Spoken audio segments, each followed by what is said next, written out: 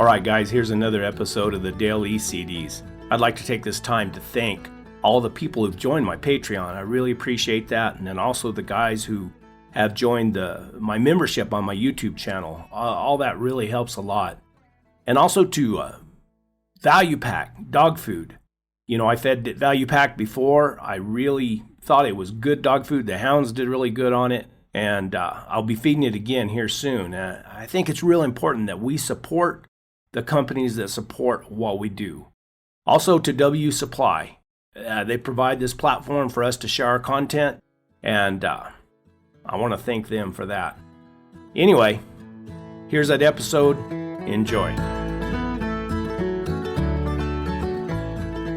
Well, now this is a hunt that took place in the swamps of Nayarit, Mexico, and as best I can remember, it was about 55, 56, 57, somewhere along in there. And John Viggory from Metairie, Louisiana, which is just a suburb of New Orleans, had come down to work for me. Now, the first time that he come on a bear hunt just after he got out of college. Well, this was somewhere around 2 or 3 years later, and he had made a stint in the Army. He'd been to the Army, and he came back. So he wanted to take a vacation for a while before he really put his nose to the grindstone to go to work. So he came down. And now this Donnelly outfit, he knew him because the boy, Barney Donnelly, the old man's son, was about John Viggory's age, and they had went to school at the University of Tulane in New Orleans. They went to school together, and they were pretty good friends. So, and then there was Barney Donnelly. So that would have made Barney Donnelly probably maybe 26 years old. And then there was Thorne Donnelly's wife, and I don't know how many times he's been married, but he is about 65, and this new wife was 33. And they had a small son, but of course they didn't bring him with them. Then they had 2 photographers there, and he wanted to make a movie of a jaguar hunt. And these were high-paid photographers, and they had all kinds of fancy cameras and all the equipment to take a good pictures. And these photographers would go into the swamps and hunt with us and carry their cameras or how natives carry them, and they did take some good pictures. And then we made a bunch of pictures around camp. Well, the first jaguar that we caught was just in the first few days of the hunt. Had been down there calling, and this old caller got the answer of a jaguar. So we come back to our main camp and told me, so we got up and away we went. Well, his wife Virginia and Barney Donnelly and these 2 photographers was all went. So we got out there and hit the tracks of this good big male jaguar that was a good running track. And away the dogs went, and I had a little old cur dog with them that they called a border collie. But seeing border collies after that, well, I doubted it. But he was a little black dog with fairly long hair and a natural bobtail that was only about 6 or 8 inches long, and long hair hanging down from that tail. Well, Sean Viggory and myself and 2 Mexicans went right after the dogs just fast as we could, and Sonny, who was named Ernest, was with the Donnelly party and a Mexican. So the dogs made this bad lose, and here come this gang. Well, you know how hard it is to keep a gang quiet. And I hurried over to them and gathered everybody up there and talked real low to them, and I told them, I said, now listen, y'all stand here in a bunch, and don't you talk and stomp around. You stay just as quiet as you can, because the way that it's acting here, I believe that jaguar is getting ready to lay up, because he's been everywhere, and they can't line his tracks out of here. And so we were all standing there right in the bunch, and a little bit, well, here come this little old cur dog. And he just had his nose down and switching his tail, and that long hair is just a jumping. And he smelt all around amongst us, and us a standing there, and nobody said a word. And after a bit, well, he finally went over to a real thick clump that was probably 15, 20 feet around it. And he just dived in there and went to saying, rah, rah, rah, rah, rah, rah, rah, rah, bad. And I just whispered to them, I said, all of y'all stay here real quiet. And I had the Mexicans right with them too. And I said, stay real quiet. I'm going over there and see what he's doing. I said, he baited a turtle the other day. So I walked over, and it was real thick in there, and I stuck my head in there and was trying to see if I could see anything. And I just, right easy to him, I called him Bobby, and I just right easy to him, I said, Bobby, what are you doing? And boy, out on the other side where we couldn't see it, come this jaguar, and old Bobby right at his heels, and they hit a little bunch of water there, and you could tell by the way there's a jumping that one of these animals was lots bigger than the other one, and Bobby was a barking every time he hit the ground. And way down through the jungle they went. Well, down a minute, one of these Mexicans run over there to me and says, that is the tigre. I said, yeah, I know it was. Now, I'll bet that thing was laying there and bound to know that we were there, because he wasn't over 30 yards from us. But he thought he was hid, and he just wasn't going to come out of there. He's just going to stay there.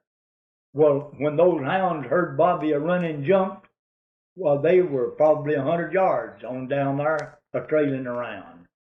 Well, here they come, and I said, well, I can tell you in just a minute.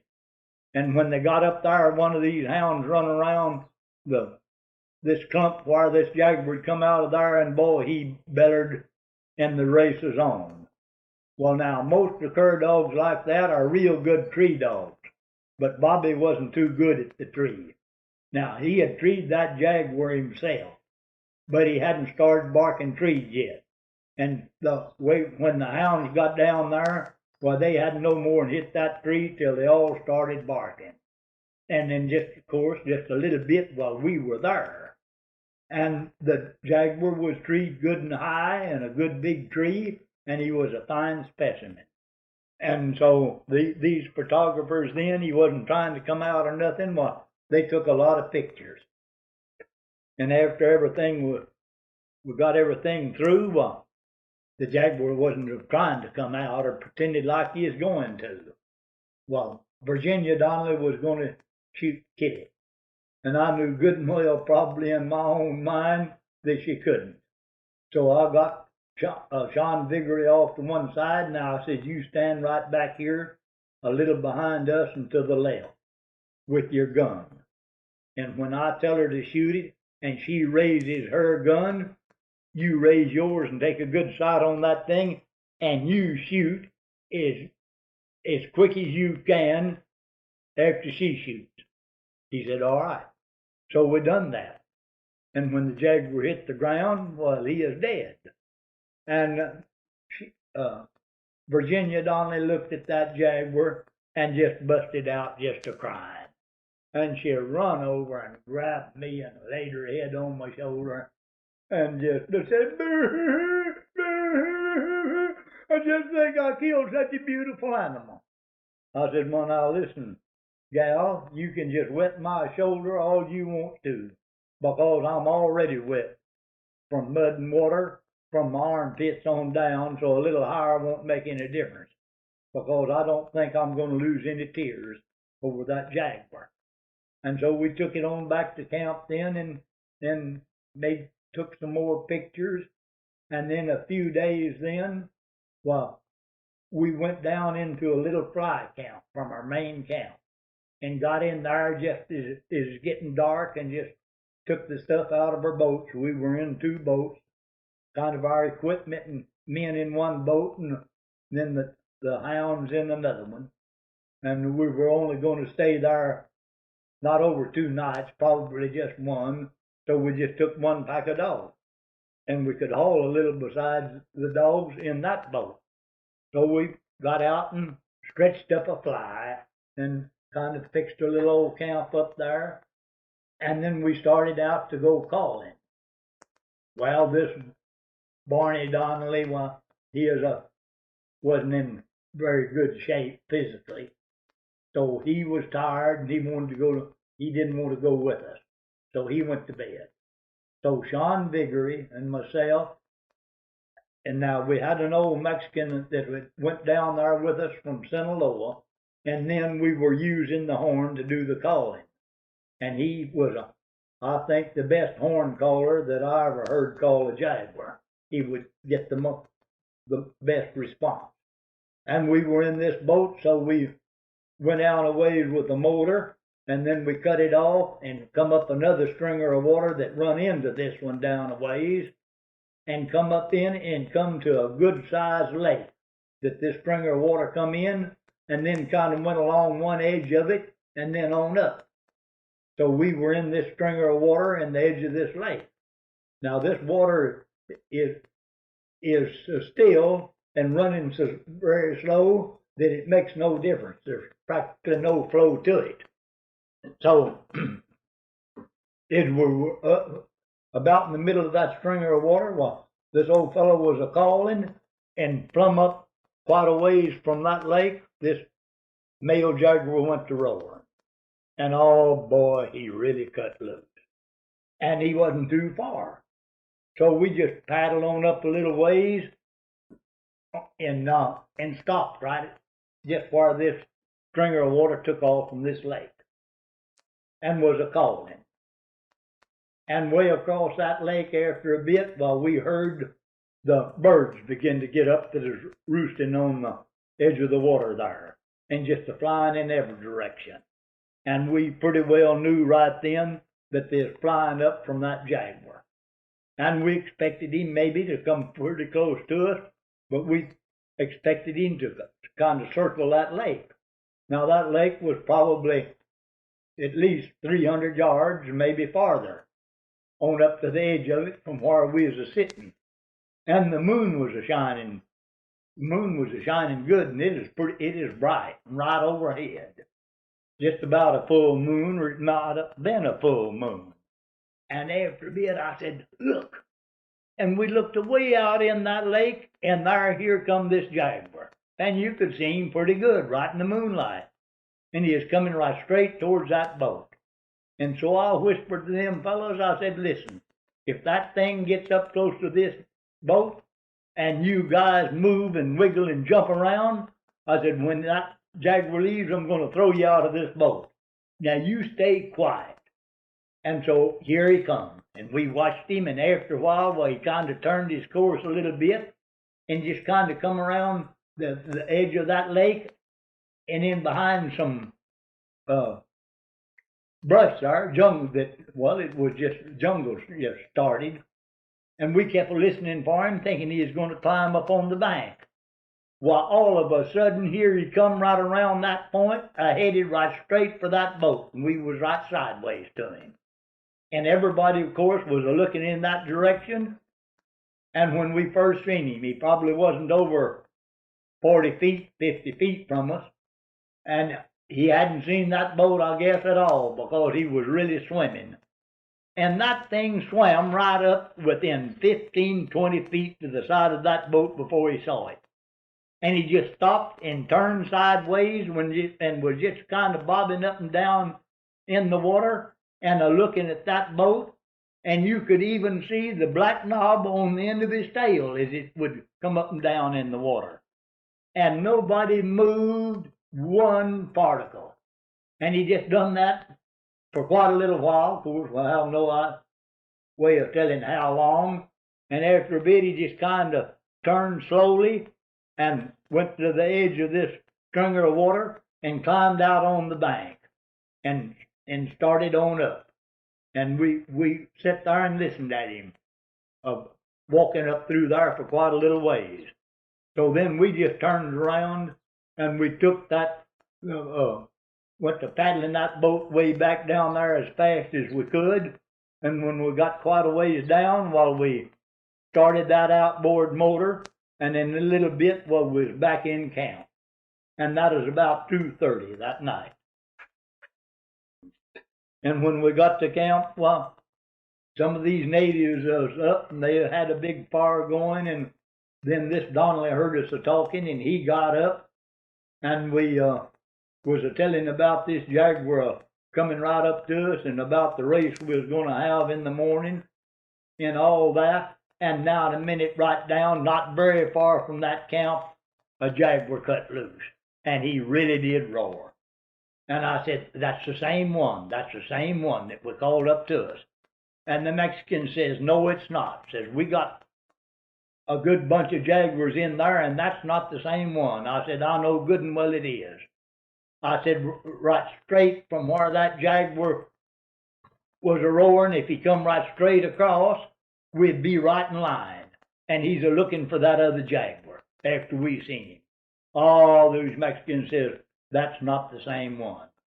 So we run out and jumped in the boat and went down just a little ways below camp, and this old caller called several times, and that jaguar never roared anymore. And then we came on back to camp, and just as it was breaking day then, I said, I'll show you that that's the same jaguar, which I could have saved time by putting the dogs on the track right there. But we went back over and put our two main dogs on the track right where we saw him climb out after we had seen him. And boy, they took that track and they run it right straight up along that water for about 200 or 300 yards. And then he had jumped in that stringer of water and swam it and was headed right for camp. And when they went out on the other side then, we turned the rest of them loose with him. I think we had 8. And away they went. We just started that outboard motor and hurried back down and came up the stringer of water that we was camped on. And just as we hit camp, here those dogs come. And they jumped in this water, and he had crossed it, this stringer of water where we was camped. And the dogs jumped in it and swam right across and picked his tracks right up. And after a bit, they just made a circle and came right back to where the jaguar had climbed out. And they made another circle. And when they did, coming around on the same track, I said, catch them. They said, why? I said, because that jaguar has went in the water right exactly where he come out of it. And we're going to take them back to the other side here and start them. So we caught them and just crossed over that stringer of water. And I turned old Tex out that I used a lot from a strike dog. And he was a good hound, and he picked it up right away. And when he run a little ways and bawled several times, we turned them all loose, and the race was on. This Barney Donnelly was out of condition so bad, although he was a right young feller and was known as quite a tennis player when he was going to college. And he couldn't keep up, and we finally went on and had to kill the jaguar when he wasn't there, because we'd have never got him there. So then we took the jaguar and went on back to our main camp and skinned it and got all ready. And the next day, the old Thorne Donnelly said, now, let's make some pictures here today. And said, we've really got enough jaguars, what we come for. And Barney Donnelly said, I want to try for another one. We told him, all right, but we'll kind of rest in camp and make pictures tomorrow. And that was as hard to work about as hunting. We strung out that mic on about 300 yards of cord from the Jeep, and couldn't hear the Jeep running because I had to keep it running to use that mic like that some way. But anyway, I took the feet off of these jaguars and tied them in a bunch and made a drag. And I started up there and I come down with this drag and come pretty close to the mic, and then on down to kind of make the sound when the hounds was running a way off, and then they get closer and then they'd fade out. and so took those dogs up there to put on that drag, and well, they hadn't been worked on drags, they wouldn't hardly run it, but I did get them to going. And here they come down through there, and I was running in behind them. Well, when they got to the mic, they kind of swung out a little ways from it, but it sounded good, and then they went on out of hearing, and so we finally got that made, and then the way we made of sound of calling the jaguar. Well, now, I would take a gourd and call not too far from the mic, and that was a calling him. And then I had a Mexican out there quite a ways off that would answer me. And of course, you could hear me a calling lots plainer than you could the jaguar when he answered. And that's the way we made that part of it. Well, making all that was quite a lot of work. So I told Thorne Donnelly, I said, well, now we're putting out a lot of extra work on this hunt that we wouldn't on the ordinary hunt. And here's the extra money that I want out of this picture. I said, I want you to give me a copy of this picture to use for my own use, to show my friends and all. And it certainly will not be used commercially. And I said, if you want to, you can write up something to that effect in writing, and I'll sign it. Oh, he said, no, I said, that's all right. I'm sure you wouldn't. Well, no wonder he is sure that I wouldn't, because he never did give me a copy of that picture. Then a few years later, he died, and I'd never gotten a thing out of it. But about 3 years after this picture was taken, there's a fellow showed up, a photographer in the White Mountains up there from California, and he was taking some pictures of the game there, and stayed there quite a while. And I got to talking to him, and he knew Thorne Donnelly. And of course, Thorne Donnelly owned that Donnelly Publishing Company that headquartered in Chicago. And I'd heard that was the biggest publishing company in the United States. So he told me, he said, I've seen some of that picture that was taken. And he said, I thought it was good. And he said he sold some of that footage to Walt Disney. And boy, of course, I was on the warpath, but I couldn't do nothing about it. Well, several years after that, then I was telling Sean Viggory about the way they done. And he run on to this Barney Donnelly, which was the boy that he went to college with, and they were pretty good friends, and told him about it. And he said, well, I'll see if I can't find that picture and send him a copy of it. And that's all that's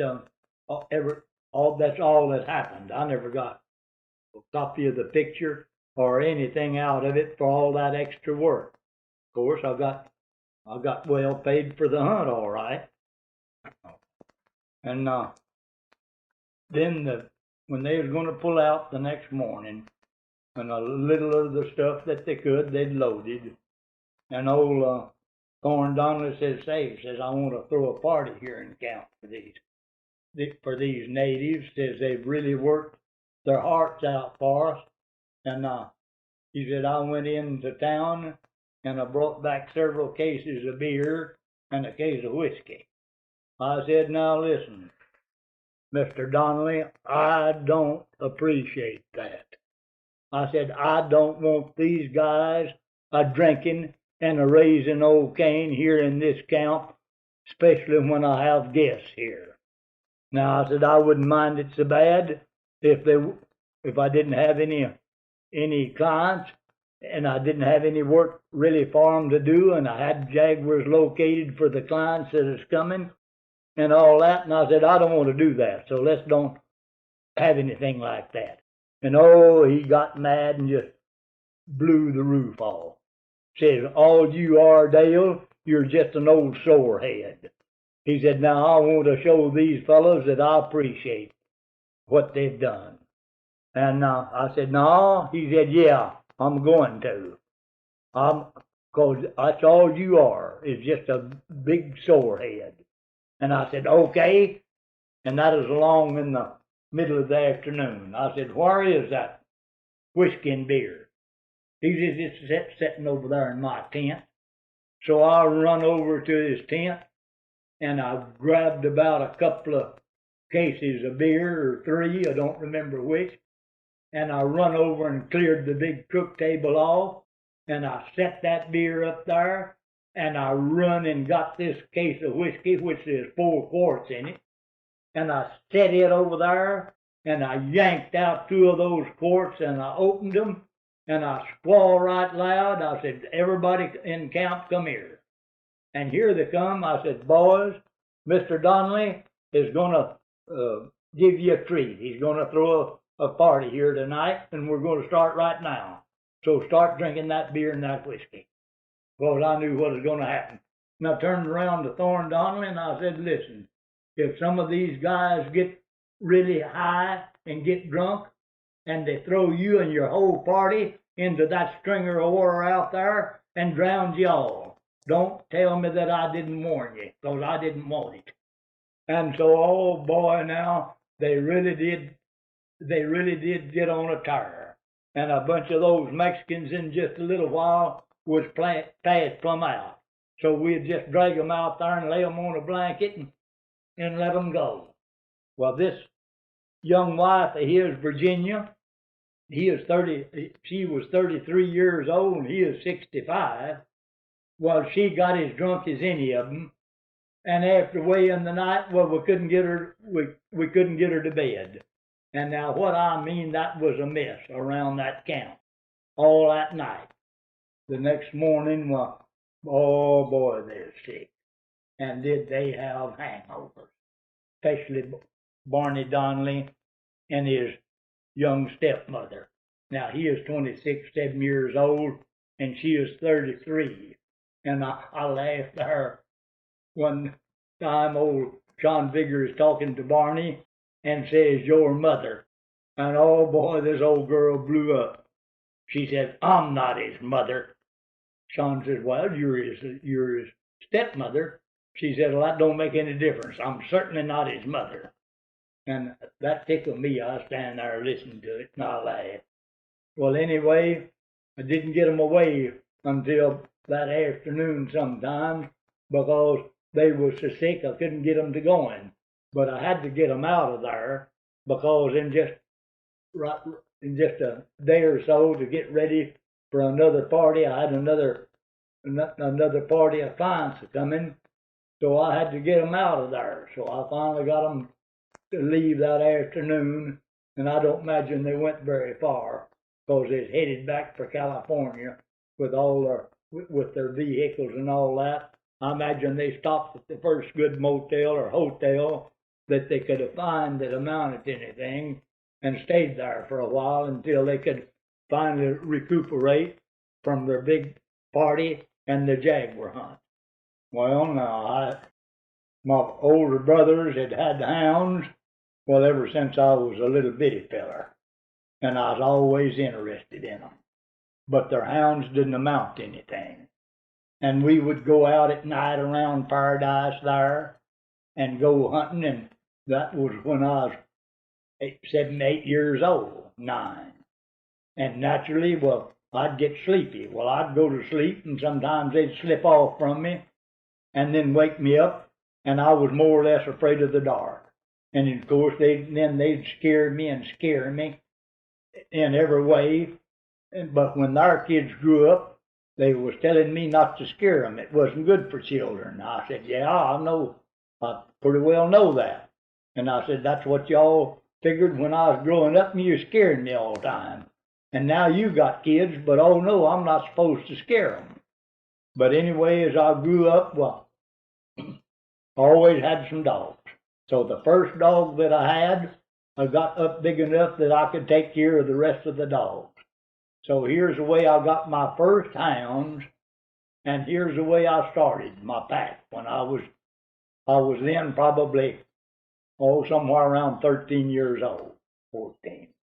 And we had quite a few dogs there, and I had to take care of those dogs, clean the pens, feed them and water them for a year for a pup.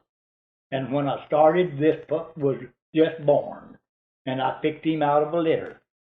So all right then, right after the year was up, and the pup was mine, well, Ernest and I got into an argument about the color of a horse. Well, of course, we were going to have a bet. Of course, I didn't have anything to bet except that pup. So I was wanting another pup, so I bet him this pup against another one. And naturally, I lost my pup. And let me tell you, he didn't give him back to me either. In just about 3 months after I lost him, well, he sold him.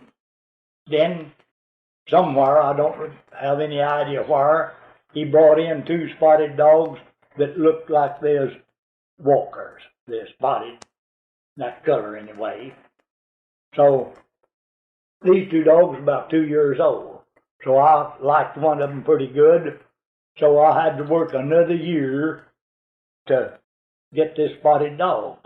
And I did. I took care of the dogs for another year and done all the work of them. And when I got this dog then, well, I was getting up into 16 years old, I guess, probably. And he made a fire dog, but he never did make a real good dog. And then after I got some more that was a lot better than he was, well, sold him. I have no idea, remember what in the world I got for him. But anyway, well, that's the way that I started with to get my pack of hounds. And that is a pretty hard goal, because I thought I put up quite a lot of work. Well, now, I was 13 years old when I saw my first line. And we had some pretty fair hounds. Ernest did. And of course, I only had that one that I'd worked for, and then I'd lost him.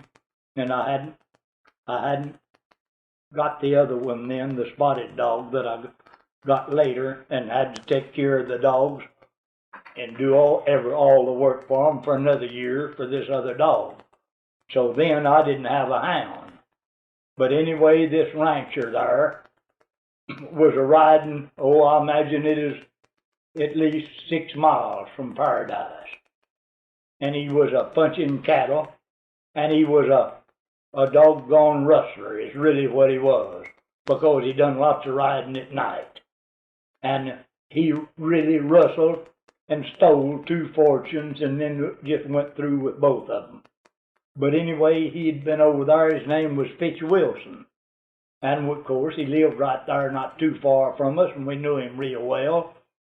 Well, he had found a yearling, which was a big yearling steer, killed in what was called Iron Springs Canyon. And he said it was killed that night. And the lion had ate on it just once, and had tried to cover him up. And he said, now, I'm sure that lion's going to come back and eat on that yearling. So Ernest said, well, listen, would you go with us early in the morning and over there and show us that kill so we can be sure and find it without having to look for it? He said, well, sure I will.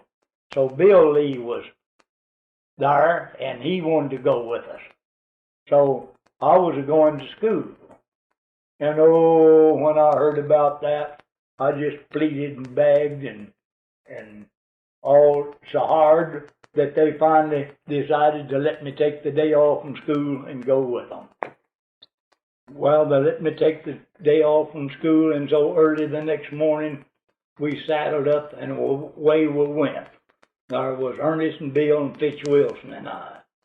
Well, it took us a good 2 hours to get to this kill in this Iron Springs Canyon, which was about at least 6 miles through the mountains from Paradise. Well, when we rode down to that kill and looked at it, well, Fitch Wilson says, well, he's ate on it again. And boy, those dogs picked that track up, and evidently the lion had left there about daylight, because that track was fresh. And they did get on the right track. And away they went, and they trailed down a little ways, and that old line evidently had got him a drink of water out of this little canyon that is running a little stream, and then went up in some bluffs, and they were small bluffs, and they weren't up there over 200 yards.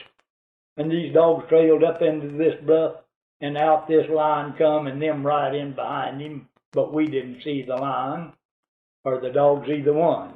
And down the canyon they went, and they didn't go over 200 yards down this canyon, and they just run up on a little point there and started to bark and treed.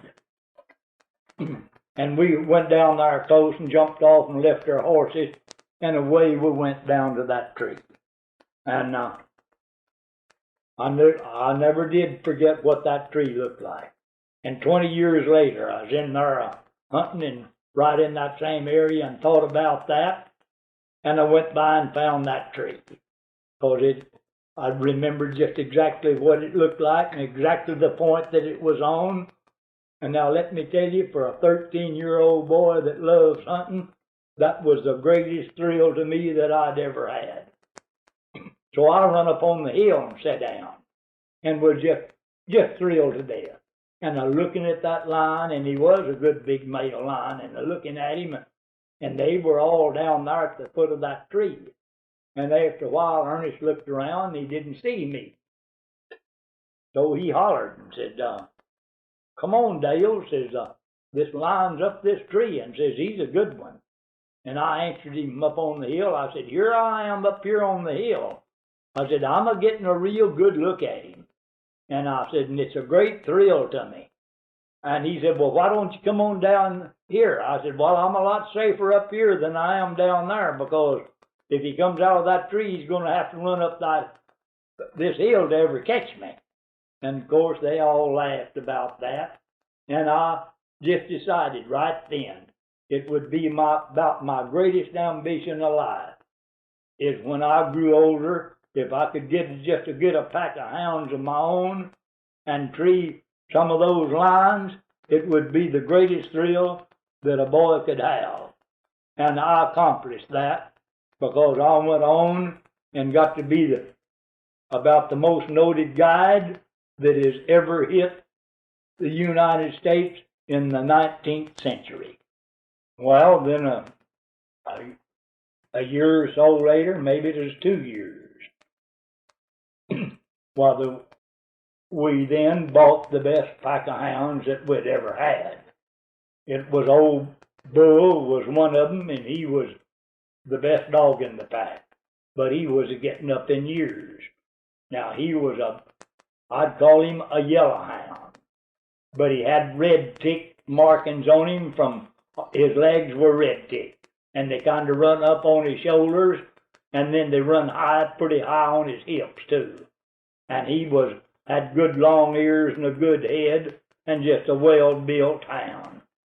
And then we got 2 of his pups that were about 6 months difference in their age. One of them was a blue tick, and they said he was out of a blue tick female. And then one of them was a black and tan, and they said that his mother was a black and tan. And we got those 3. Now we got them from a sheriff that had came out from Beeville, Texas, and he'd been a sheriff down there, and so they made him the sheriff of that county in New Mexico, Silver City. I've forgotten the name of that county. I believe it's Hidalgo, but I don't remember for sure. But anyway, he got interested in lion hunting and hunted some, and he bought this pack of hounds from an old Biological Survey hunter that was a quitting, and he got too old. His name was Jack Thompson, and he always hunted afoot. And this old Jack Thompson had hunted quite a little with old man Lilly. And anyway, they were well-trained, good pack of hounds. And Ernest then throwed the best ones that he had with them and went to doing quite a lot of lion hunting and caught quite a few lions in there. But I was always in school or something, and they wouldn't let me go. So then we went to kind of dealing in dogs some, and we got lots of renegade hounds. But you cannot tell if a hound's going to be a good hound for that kind of work by just taking him out 2 or 3 times. Sometimes we'd get what we thought was a good prospect, and maybe we'd hunt him for 6 months, and once in a while a year, before he'd really show what he was going to do. Well, we made some good hounds out of a lot of them, but a whole lot of them never did amount to much, and when we'd see that he wasn't going to make, well, then we'd get rid of him. Some of them would make fire hounds, but not as good as we thought they ought to be. And that's more or less the way we started. And then that when I was 17 years old, well, we bred old Bull to what they called a bloodhound. She was kind of a brindle dog, and came out of the Florence that they're using for man trailers, and that's where the state prison was, and that was a great cause. Well, before we knew how good really the pups was, we needed money and all of that, and we got a good buy for old Bull from a line hunter in Oregon, and he was old then, probably 10, 11 years old, and we shipped him up there. Well, then we found out how good that litter was, so we shipped old Queen, that was her name, up to be bred to Bull again. But the fellows up there later on, when I was up there, told me that old Bull was in poor condition, and he bred her, but she never caught. So that's the only pups we ever got out of that cross. And then old Bull had been in over 100 lines. I believe it was 102 when we shipped him up there. And after we shipped him up there, he was responsible for 38 lines. So Dale Bonney wrote us, and he's the line hunter that bought him. When we were way up there in, you'd call it north central part of New Mexico, not too far from the Colorado line, and right close to that Apache Jicarilla Indian Reservation. Well, I didn't know the country, but they described it to me and all, and I believe maybe we had some Forest Service maps of it. But anyway, I knew just about in a day's ride down there was an old fellow that had a ranch down there. So I told Clell, I said, well, I think I'll saddle up early in the morning, and I think I'll go down there and see if I can stay at that ranch for 2 or 3 days and see if I can bring back any lines and take a look at the country and see how much I find anyway. And that was in January, and what I mean, it was cold. I know it was a lot of the time way below zero. So I did, and now I had quite a pack of dogs. I had one little red tick female that was 2.5 years old. Then I had a red tick male that was 1.5 years. And then I had another blue tick male that the red ticks run high on him, and he had red tick and blue tick both in him, and his back was blue tick, and his legs were red tick way up onto his body, and then his head was a tan color, and he was 1.5 years old. So you can tell that I had a pack that couldn't have been too experienced because they wasn't old enough. But anyway, well, I made this ride, and I'd found some bobcat tracks, but no line tracks on the way down there. But I wouldn't try to run those bobcats because I knew that was going to be a day's ride to get there. So I found my way all right, and late that evening, well, it was about dusk, between sundown and dusk, I rode up to this house. And this old feller heard his old ranch dogs are barking. He come out. I rode up with these hounds and got off and introduced myself. And I said, listen, I said, I'd like to stay a day or two and see if I can find any line signs. And I produced a letter of recommendation from a Forest Service guy, and I handed him this letter to him, and he read it, and it didn't impress him a bit. And the way he acted, I thought maybe he wasn't going to let me stay, and that kind of worried me, because I knew if I went back, I'd be a-riding all night through that bitter cold weather, and my horse had made an awful ride that day, and of course my dogs had traveled a long ways, and so I went to kind of pleading to him. I said, well, listen, I've forgotten his name, but I said, Mr. So-and-so, I said, I've rode long ways today. And I said, naturally my horse is tired, and my dogs are tired. And a lot of the places, there was snow all over the ground. Some places it's pretty deep. And he said, well, about 6 or 8 months ago, says Albert Pickens was in here, and he was another government hunter, and a much older man than me, and much more experienced line hunter. And he said Albert Pickens was in here, and he hunted in here for 2 weeks and never caught a line. And I said, well, mister, I don't claim to be any such a line hunter as Albert Pickens. And he'd also told me, says Albert Pickens is the best line hunter the state of New Mexico has got. I said, I'm not telling you that I'm the line hunter that Albert Pickens is, but I said, I'd just love to make a few circles here and see if I might pick up a line track. And finally he said, well, come on, let's go up to the barn and put up your horse and dogs, and we'll feed them. So I went up there and he opened this barn door, and a big old Tom house cat run out, and these 3 hounds killed it before I could stop them. Well, that didn't sit well with him. He got kind of mad over that. And so then we tied our dogs in there and put the horse up, and we fed the dogs and the horse and went on back down to the house and didn't sit around the fireplace. He had a big fire in it for a little while and talked, and then we went to bed. Well, golly, I got up early the next morning and I just paced the floor. Because, I was wanting to go. Well, they took their sweet time of getting up. And they finally got up, and of course I didn't want to leave without any breakfast.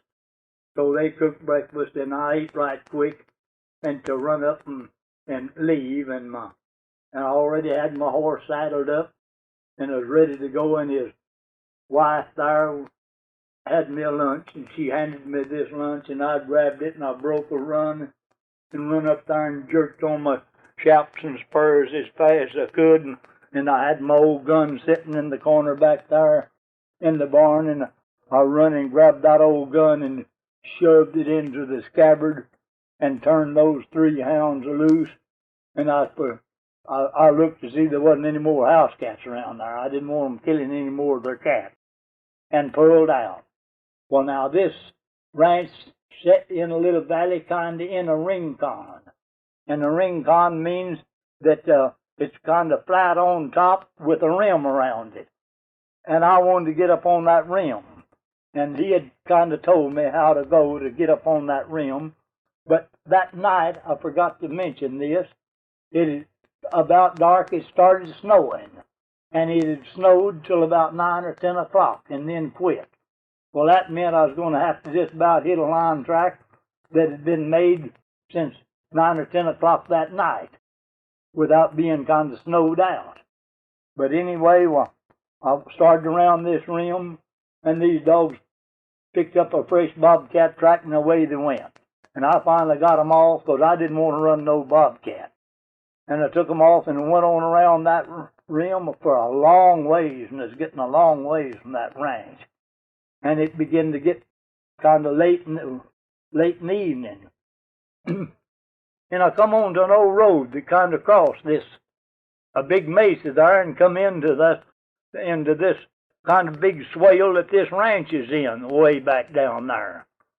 And so I didn't know the country, so I thought I'd ride back along that road a ways and take a look and see where it went.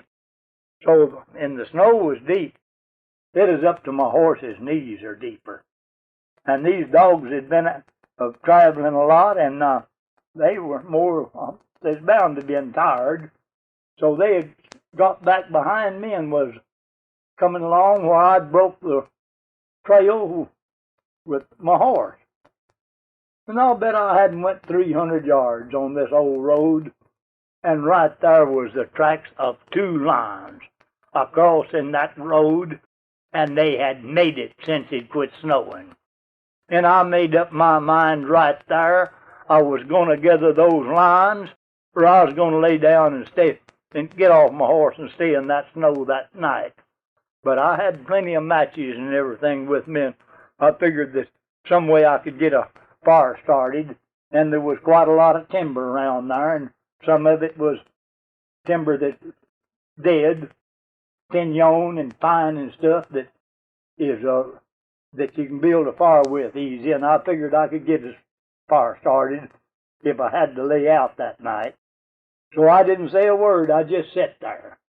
And these dogs come around me then, and boy, they hit those two lion tracks, and they went to bawling, and they just went down through there, and they took the right end of them, and down kind of across this mesa they went. And boy, I was right after him on that little horse, and he was a good one. And the snow was just a flying. Well, I imagine after about, I imagine a half a mile, and the dogs weren't very far ahead of me when they were running, and I was running too. They dropped off into kind of a canyon, and right there close to this canyon, to where I was dropping off into it, there was a little point, where another canyon come off, kind of a little point. And these dogs beat me across this canyon, and up on that point they went, and they just doubled right back, down, and kind of went down, and boy, they were running. And I turned right after them, and they run by a great big tree, and crossed the track, and they went to circling trying to pick it up. And I rode under this tree, and I was watching them. Now in a minute, I just looked up above me, and not over 15, 20 feet up there, sat one of these lions. Now this was an old female and a young female that was still running with her, but almost as big as she was. And I just jumped, fell off of there, and grabbed my gun, and these dogs run back, and they found the tree, and they didn't bark a half a dozen times till I knew I had to hurry. I just shot that lion out of that tree, and it fell in the snow, and these dogs just whirled it and chewed on it just a little bit, and I jumped on my horse and told those dogs, I said, let's go, there's another one, and we want to catch it. Well, they acted just like I knew what I said to them, and they just wheeled and back up on that point they went, and in just a few minutes, they had this other track just going full tilt, and within a quarter of a mile, and it circled back into the same canyon that this one was in, where the tree did. And I just went up there and just got off of my horse and shot that lion out, and I let them chew on this one for quite a little while, and just left it laying in the snow, and said, come on, hounds, let's go. And I was just tickled to death. So I didn't ride into that ranch till about 11 o'clock that night. I think it is 11 when I looked at the time. And it was cold. Oh, boy, it was cold. Of course, I had on good clothes, good heavy clothes, but I was cold anyway. And the only person that is still up at the ranch was this old man. He was sitting in there at the fireplace, waiting to see if I was going to come in. And he heard me up at the barn, and here he come. And he come up and said, didn't find any lion tracks, huh? Well, I said, I never said I didn't find any lion tracks. He said, did you find any lion tracks? I said, yes, I did. And I was so proud I was going to just make him question me for all his words, just kind of like pulling a tooth. And he said, didn't catch him, huh? I said, he says, didn't catch the line, huh? I said, I didn't say I didn't catch it. I said, I just want to know if you would do me a favor in the morning. He said, what kind of a favor do you want? I said, I want to know if you'll loan me a pack horse. Pack horse says, what do you want with the pack horse? I said, well, I didn't do anything like as good as I thought I would. I said, I expected to catch at least 4 today. But I said, I couldn't do that. But I said, I did get 2. He looked at me and he said, do you mean to tell me that you caught 2 lines today? I said, yes, sir, I caught 2 lines today. And I intend to go back after them. Well, he said, I won't only loan you a pack horse, but I'll go back and help you load them and bring them in. I said, well, I'd sure appreciate that. That'd sure be good. So we got up fairly early the next morning and pulled out, got back up there, and of course these lines just kind of crumpled up in that snow, and they was just froze just hard as a doggone rock. Well, anyway, we finally got them around there, and we got them up on this old pack horse, and we packed them back. Of course, that was in the afternoon we got back. And I told him, I said, well, I've got to thaw these lines out some way so I can skin them. Because I'm going to pull out of here in the morning. And I want to skin these lines so I can take the hides with me. I'll leave the meat here with you. He said, well, I'll feed my dogs a little bit of that line meat this afternoon because I don't figure on running them tomorrow till I get back to that other camp, to main camp. And he thought a while. He said, well, the only way we can thaw them out is to bring them in here by the fireplace. So I said, well, if you got a tarp we could lay them on and kind of turn them around and thaw them out there by that fireplace so I can skin them.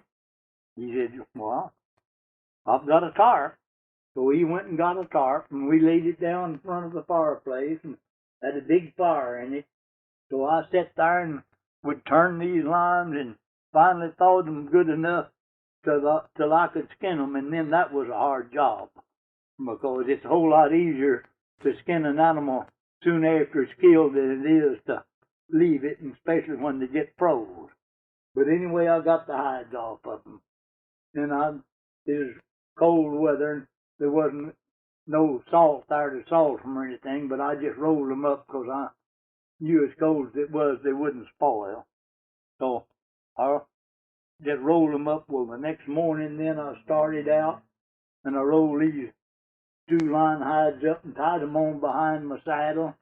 And of course I was just as proud as a boy could be, and got on my horse and turned my dogs loose, and I rode down, and this old man is out to see me leave, and I said, well, goodbye, mister, called his name.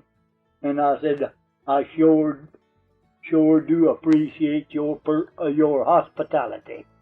And I looked at him and I said, say, by the way, I said, the first time you see Albert Pickens, I said, I wish you'd tell him to come around and see me so I can give him a few pointers on how to catch a line. And I just turned and looked up there and hit the road. And I never looked back. And of course, I've never been back to that ranch since, and never seen any of those people since.